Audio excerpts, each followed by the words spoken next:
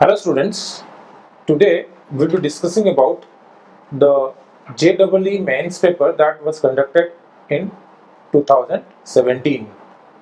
So here onwards we'll be discussing all the 30 questions one by one, the concepts and the tricks to solve the questions of JEE 2017 mains physics paper. Okay. Students will move to the next question, number 9. The question says an external pressure P is applied on a Q. So this is a Q. Okay, suppose this is a Q. This is the front view, and you can have the full view, but I'm just drawing the front view. Okay, the external pressure is P. So the pressure that is applied to the Q is P at temperature 0 degree centigrade. So the temperature of this Q is 0 degree centigrade. So that it is equally compressed from all sides. So the compression is uniform. K is the bulk modulus of the material. So K stands for bulk modulus, and alpha is its coefficient of linear expansion. That is alpha that you read in your 11th standard in thermal expansion chapter. Suppose we want to bring the Q to its original size by heating. So what I have done is first we compress it. You compress it, then the volume will decrease. Then it says you again heat it and regains its original dimension. So first you compress it, then you get it back.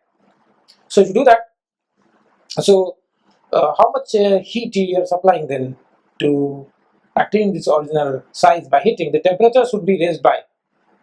So how much temperature you should supply to do that? So first of all, this question is very logical question. First thing is that in case of volumetric expansion,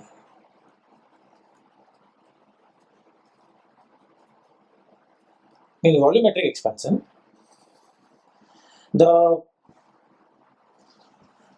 coefficient that is used, coefficient of volumetric expansion, that is called gamma.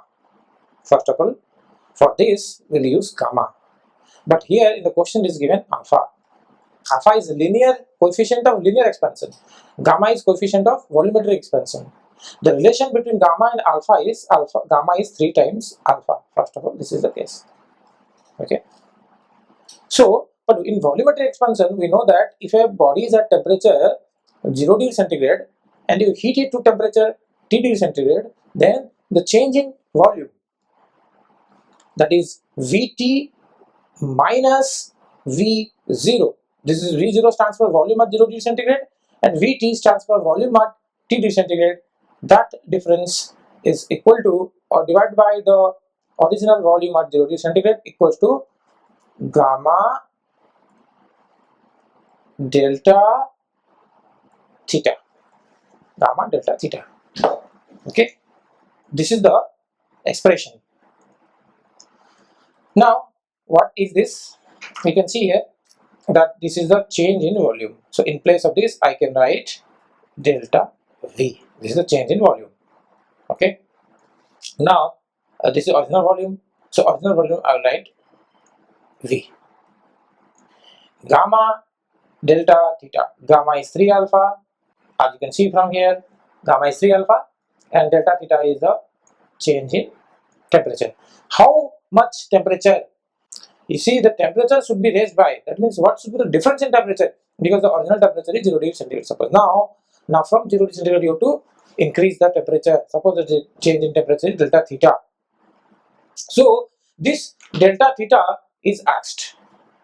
Again, the question is given bulk modulus.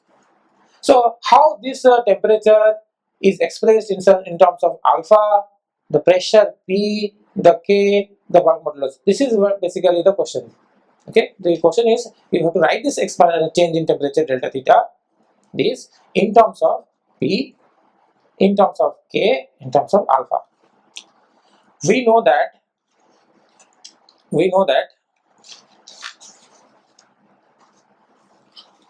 bulk modulus is defined as the change in pressure upon the change in volume divided by the original volume.